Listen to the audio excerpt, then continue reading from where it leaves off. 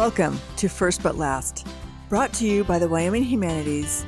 I am your host, Emmy DeGrappa. Wyoming is called the Equality State because we were the first to give women the right to vote. 150 years later, we wonder what Wyoming women think about the progress toward equality now. Let's find out, and thank you for listening.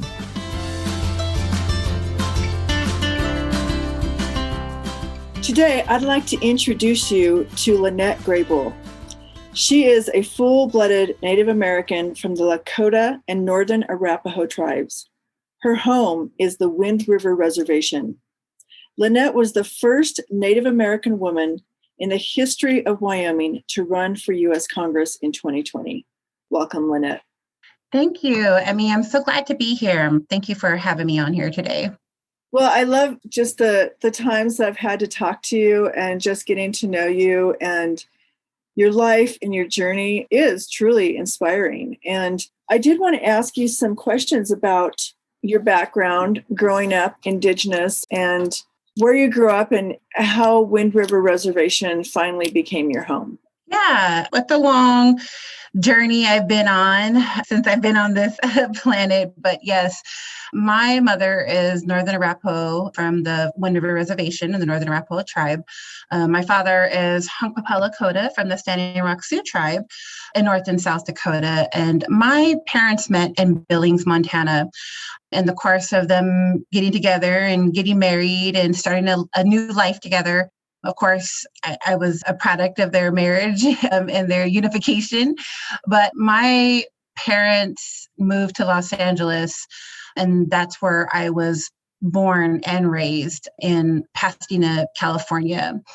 We always kept close ties to our tribes and our reservation. Of course, majority of our families, relatives lived on the reservation. So every summer I spent my time Wind River Reservation with my family, with my aunt and my cousins, and also up in Fort Yates, up in Standing Rock in North Dakota. So I grew up Native American, living in the city. However, we still stayed really connected to our culture and our family ties on the reservation because that's where I spent my summers. And of course, I was always in powwows. I was a dancer. I was a fancy shawl dancer. And my family, my grandparents and my uncles and my aunts were all dancers. And so we were always involved with powwows from California to different powwows across the state. They call it the powwow trail. So we were always on the powwow trail. And I feel like I grew up with my cultural and Native American beliefs, just as anybody else who lived on or off the reservation. But I lived in California most of my life, and I lived in Arizona for about 11 years. And then I moved back to Wind River in 2017. And then after that, you became really involved in different organizations on the reservation and ways to help women that I was reading in your bio. And tell me a little bit about that. What is and what was the work you started on the Wind River Reservation? Yeah, I think my advocacy work and, I call myself a community doer. I think I've always been drawn to efforts to community well-being, whatever that may look like. In California, of course, I was in my mid-20s, but I started to do help with homeless outreach, specifically with women, single mothers with children who were facing homelessness. I did continue that work with United Way of Valley of the Sun in Arizona when I moved to Arizona. And I was just always involved in trying to help other women, single mothers, especially with children, to just help them in any way that I can, whether I was volunteering, whether I was helping them walk them through the process of, establishing their own place. And I've just always been involved in, helping out anywhere I feel like I can plug in and help. And those efforts continued on, just because of who I am when I came to Wyoming.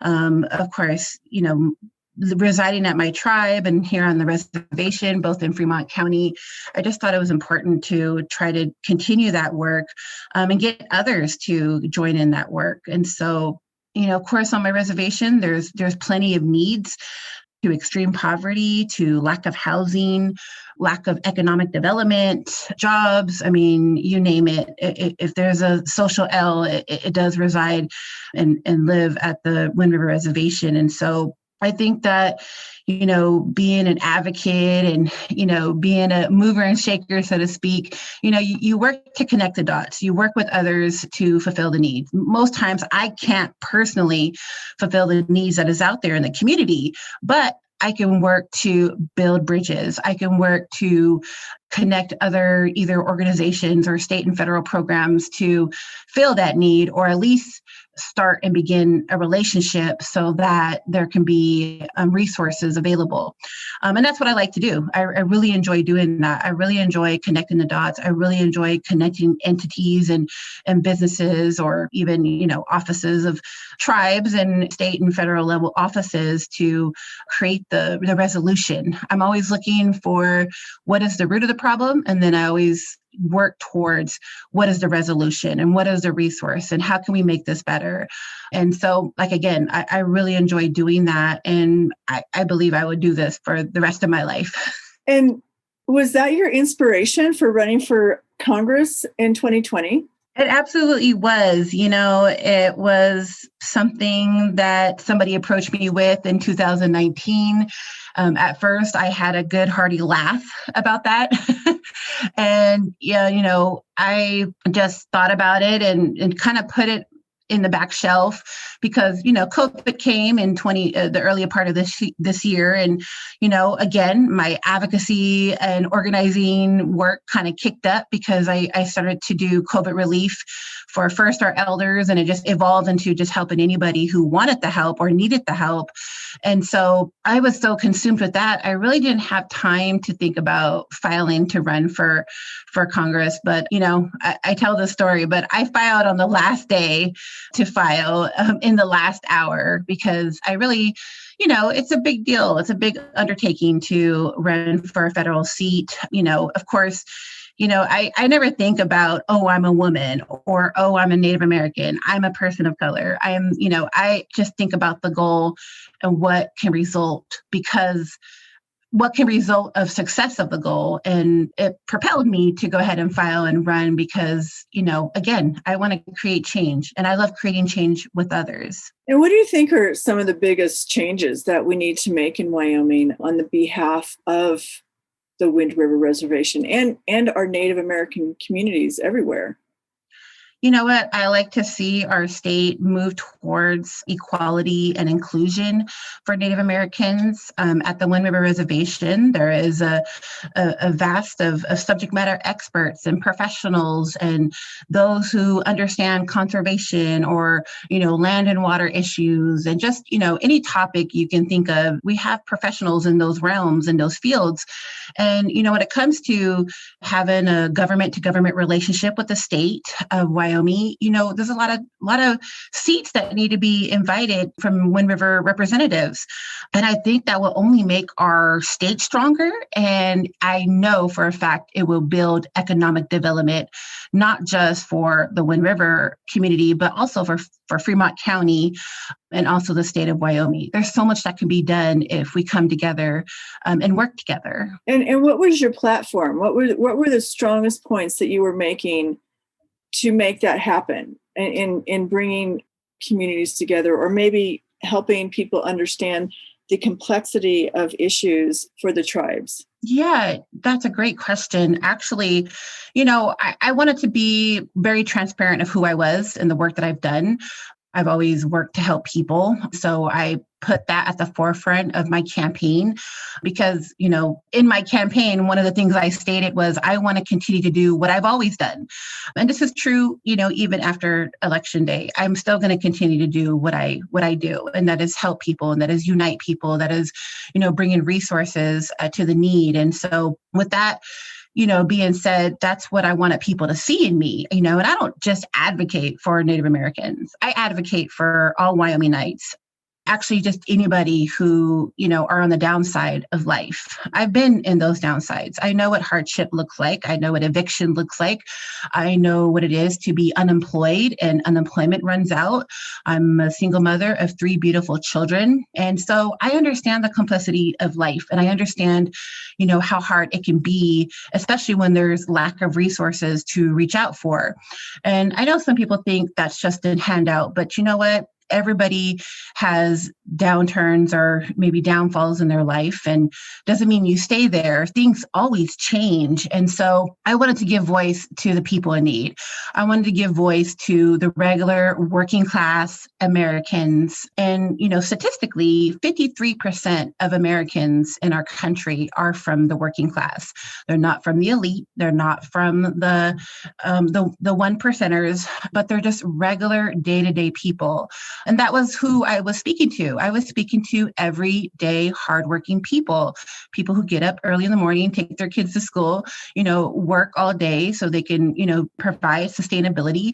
And I just wanted to be transparent about that. And when it comes to Native American issues, I think there's a lot of discussion that needs to be extended in that. And I can tell you just from the things that I shared in my campaign of the hardships of the Wind River Reservation, I've had so many Wyomingites reach out to me to further that conversation, to talk about issues.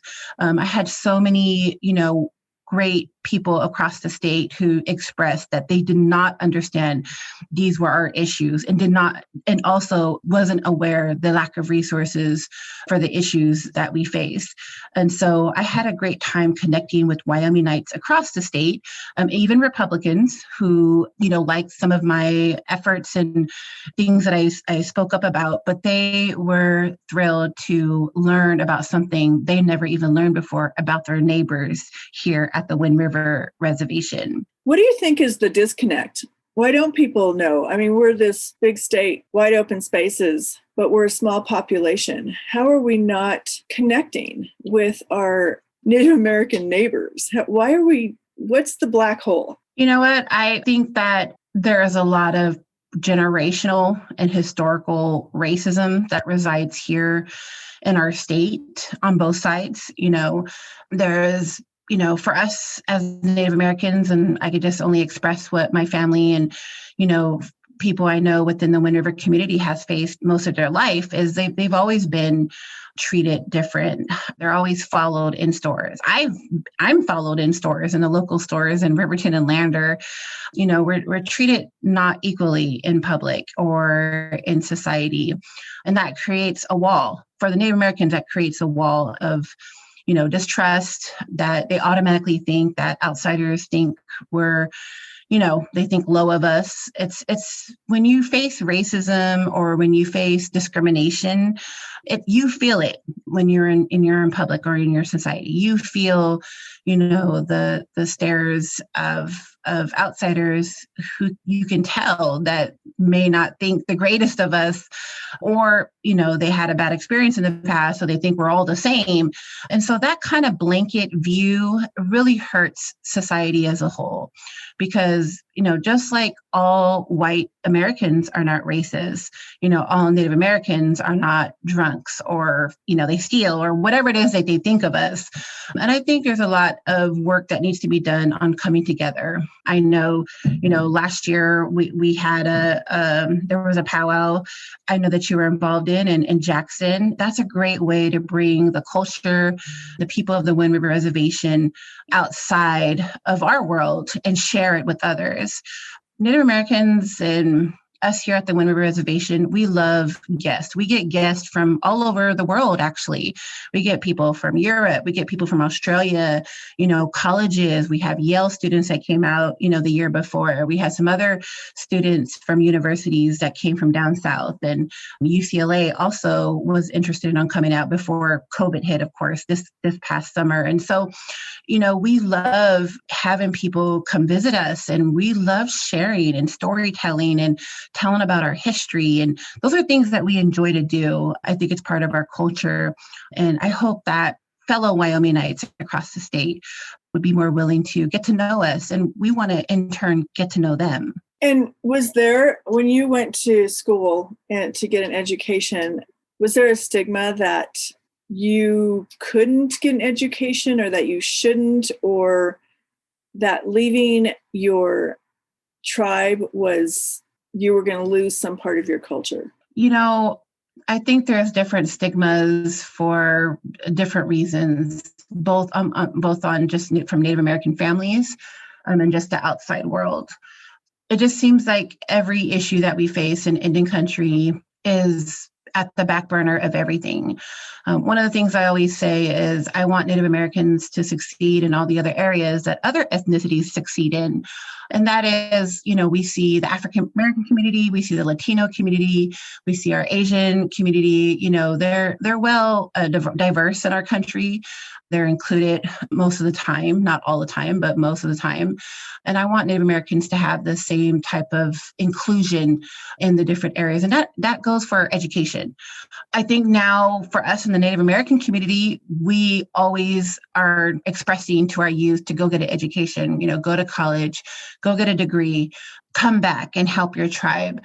But I know, when my mother was younger, or, even like 20 years ago or 30 or 40 years ago, that wasn't the case.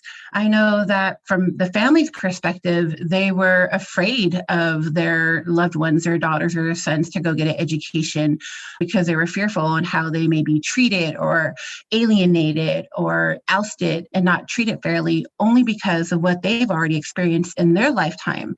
So, from our family perspective, it was a scary thing to have your children go out in the world, in a cruel world, racist world, to advance in education in a college or university elsewhere.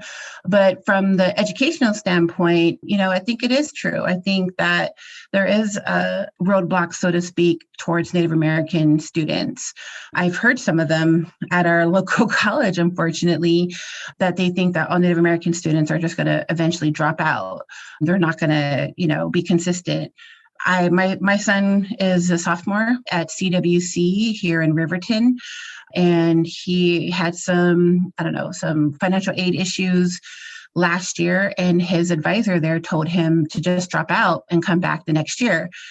I went ahead and just paid for those classes because I wasn't going to allow him to drop out. He didn't want to drop out. But I was appalled that we had an advisor at our local community college telling my 18-year-old to drop out. I don't believe that if it was a white student, that would be the case. That's a very interesting perspective. Instead of encouraging him to continue, or instead of really helping him figure out his financial aid problem, he just said, well, just drop out and come back next year. That's pretty sad. Yeah. And there was another student that she encouraged to drop out, and she actually did drop out. And unfortunately, she hasn't returned yet.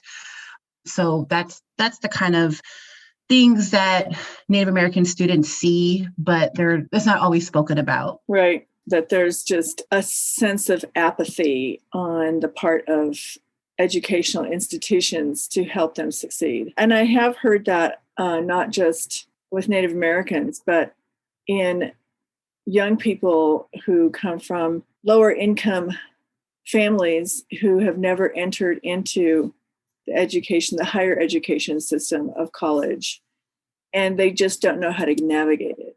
And they really need that hand up, someone to help them understand how to navigate through the educational system, because it is knowing the system and how you work through it. Yes, absolutely.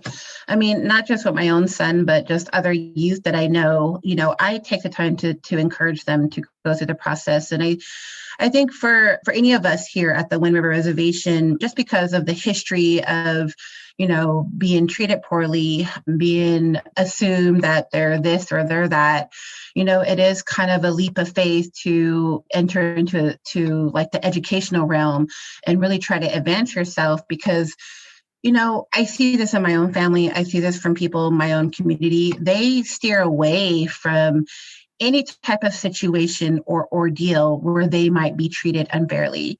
And if that means not registering for classes, that's what they do. Some just deal with it. Some deal with it pretty well. They just, understand that that's who that person is and they don't take it personally. But for others, especially who comes from homes that none of their family has entered into higher education in college or vocational schooling, it can be very daunting to try to put yourself out there and do that because sometimes even family will be like, well, it's going to be hard, even though sometimes their own family is disencouraging. And so I take the time to speak to the youth that I do know to ensure that they stick with it. Yes, it gets hard, or even if there's problems with financial aid or registering, it's a lot to take on. And it could be it's confusing sometimes. I was helping my son when he was getting registered and we were, filing for scholarships and grants. It is a process. It's a long process, but it is rewarding. So even for myself, trying to help him navigate, there's so many loopholes and things that they have to go through, to get what they want to further their education. I would like to see down the road, possibly some advocacy advisors coming from the Wind River Reservation to help our students walk through that process and make it easier for them and more welcoming. Right. I agree. So what did you learn about yourself when you ran for office? What were your fears and what strengths did you gain? And what did you learn just about the whole process that really opened your eyes? I learned a lot about myself in this past year running for Congress. There was a lot of challenging situations during this campaign. One of them, running a campaign during COVID. Another one was, having a right campaign team around you. And that was important to me too, because I'm all about great communication and respect. And, we're all team players. We all can have an input and be fair. And I'm all about, communication and working together. And some of that I had to weed out of my campaign team, unfortunately. And it wasn't an easy thing to do because these were all people that I actually really cared about and had great relationships with. And I had to make hard decisions on kind of making sure that the campaign team was not toxic. So there was some changing midways during my campaign. I think it's absolutely crucial for anybody in the state of Wyoming or who lives in a rural state to get people on your team who understands rural campaigning. There's a difference when you're campaigning in a urban, a setting where it's in the city versus a rural state like Wyoming. We're very unique here in Wyoming, and I love it. I love the uniqueness that we have. And I would, moving forward, if I ever thought about running again, I would definitely take the time to, which I couldn't this last time around, is to visit every community that we have here in the state of Wyoming. I want people to understand who I am, my heart, my passion, and my drive and my ambition, because my ambition and my drive are for people, and it will continue to be, whether I run for Congress or not. But I learned a lot about myself during this process of, I think all people can do hard things, even if they think they can't. There was a lot of moments in my campaign where I felt like I can't do this, or why is this so hard? I've never had to face some of the challenges that I faced during this campaign. And it was emotional. It was trying. I didn't realize how challenging it was going to be, especially with what I say and my communication and what do I deliver. There was a lot of intensity on my messaging, and it made me nervous, and it created anxiety in my media interviews or newspapers and the plethora of media that reached out to me both locally and nationally. And so I don't know, it grew me and it stretched me. And I'm so very glad that I ran. And I'm so very glad that I was the first Native American to run for Congress, because at the very least, the kids and the people of Wind River Reservation can see that they also too can run. They also can file. We don't have to stay in our reservation bubble, but we do have a voice and we do have a heart, to create change, not just for Native Americans, but for everybody. And so I think it advanced my professionalism, but it also advanced my communication. And I think the most most important things that I learned during the campaign is learning about Wyomingites and their stories that I was able to be included on. And to me, that was the most important. I think humility should always be at the center of leadership. And I think that I expanded that portion of my expertise in this campaign run. Well, I love that you just said that humility should be at the center of leadership. So true and so excellent. I'm going to quote you on that. That's beautiful to remember. The last thing I want to ask you, because I know you have a real passion for this, is tell me about the work that you're doing for women and trafficking, sex trafficking, sexual abuse, victims of rape. What is that project about, and what is it called? Yeah, absolutely. Well, like I mentioned in the beginning of the interview, I mentioned how I first started out volunteering in the community with homelessness, and that was geared towards homeless women. And in my work doing that, a lot of the problems that a lot of homeless women faced or got to the point to where they were at was either sexual assault or abuse, either when they were young or even when they were adults. And a lot of them fell into prostitution or child sex trafficking. And so just the walk and the people that I was able to, have the luxury of being part of their lives and helping them, create their stability, it just drawn me several years ago. It drawn me to in that work. So I worked for organizations that fought against child sex trafficking. And, this was 10 years ago. This was before human trafficking was really talked about, before child sex trafficking was really talked about. So I lobbied on a lot of bills, both federally and the state level, on changing those laws to protect children and protect anybody who is trafficked, either labor trafficking or sex trafficking. So back in 2013, because of my work in anti-human trafficking work, my partnerships across the nation, I noticed there was nothing really there for Native American victims. And so in 2013, I created Not Our Native Daughters to solely educate on human trafficking in Indian country. A lot of the tribes and chairmen and leadership that I spoke to around that time, they really didn't believe it was happening in their reservation or to their tribal members. So I wanted to educate them. So I built a training tool or module to train not only tribes, but social services, law enforcement, teachers, just anybody that works in a community to help them understand what is human trafficking, what is child sex trafficking, but also how to identify it. And so for many years, that's all I did was I was consulted on training. I did a few years, about 3-4 years with the Department of Justice Amber Alert. I did child sex training through them. I did human trafficking in any country through them as well as a consultant. And so I spent a lot of time not only learning about the problem, but also helping law enforcement do online stings to rescue children back when I resided in Arizona, and help just change the perception of what is exploitation. Exploitation is a long conversation, and some people have their own ideas about it, or some people think that, they're prostitutes, they want to be out there, or they chose that life. And so there's a lot of education that needs to go into that to understand why are they there. And I can tell you, just on the work that I've done, just with law enforcement and social services and other victim advocates, that most of adult women who are into prostitution, and this is a worldwide thing, it's because they were exploited when they were children, and this is the only life that they knew. So with that, not only do I fight this on a national level and even global level, but this is something that is impacting Indigenous communities around the world. And this is why we have a missing and murdered Indigenous women and girls crisis. Because of that, human trafficking plays a huge role in that. those are the issues that are kind of tied together. Most people know that in 2019, I proposed Governor Gordon to have a missing and murdered Indigenous person task force in the state of Wyoming.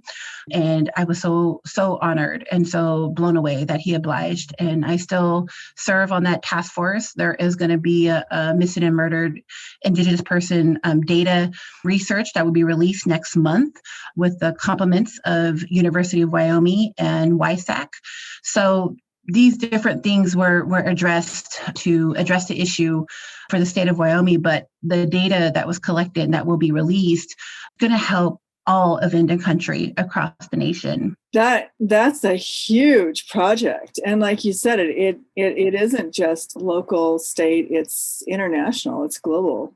And you're right. I've heard it from other people I've talked to that it's hard to recognize many times when someone's being trafficked because they're not open about it, and they might end up in a detention center or in another situation, but people still don't know that the core of the problem is that they're being trafficked. Right. And we also see that in labor trafficking. A lot of people don't think of labor trafficking, but, there's a lot of, there were some hotels that were investigated, and the hotel didn't know in their defense, but there was labor trafficking in the maid service and in the service industry and hospitality industry.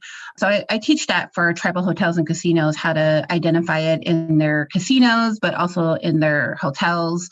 Again, it's a long conversation when we talk about human trafficking. There's a lot of ways that people exploit people, unfortunately.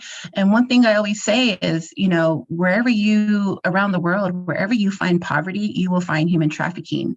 And you just have to learn how to identify it. Yeah, and so tragic. Well, I just want you to give me and the women of Wyoming some inspiration on what you would say to other young girls, especially Native American girls who consider running for politics, and not just, Congress, which is huge, but any political office. How would you inspire them? I would say this, being a woman, being a professional, and just having a really, I didn't have a perfect journey. I've had a lot of road bumps along the way, a lot of hardships, both in my childhood and, just being an adult on my own, adulting as we call it. But I would just express that regardless of whatever you've been through, regardless of whatever hardships that you may have faced, maybe so I know some women out there have lack of family support. If you have a vision, if you have a dream, and you can see yourself there, I will tell you to go for it. Don't worry about what people say. Don't worry about what people tell you that you cannot do. Just do it. Because even though I filed to run for Congress and I did not win, I am happy of the result of what hope brought to many girls, not only in the state of Wyoming, but all of Indian country and across the nation. I really do believe, just because in the world that we're living in right now, that this is the decade of the women, so to speak. We see women coming into places that have never served as a vice president or in other places. And, even just 10 years ago, we didn't see that many women in Congress, both in Senate and House. And now we're seeing a growth of women in both Senate and House. And you can be that next Senate. You can be that next House representative. We need you to step up. I need more young women and Indigenous people and people of color to step up. Our time is now. This is our moment. Listen to it and go for it, because I did. Thanks, Lynette. Thank you so much. And thank you for talking to me today. Yes, thank you so much. I always enjoy talking with you, and I look forward to continuing to connect to change the world. That's right. We're going to change the world. I like your attitude.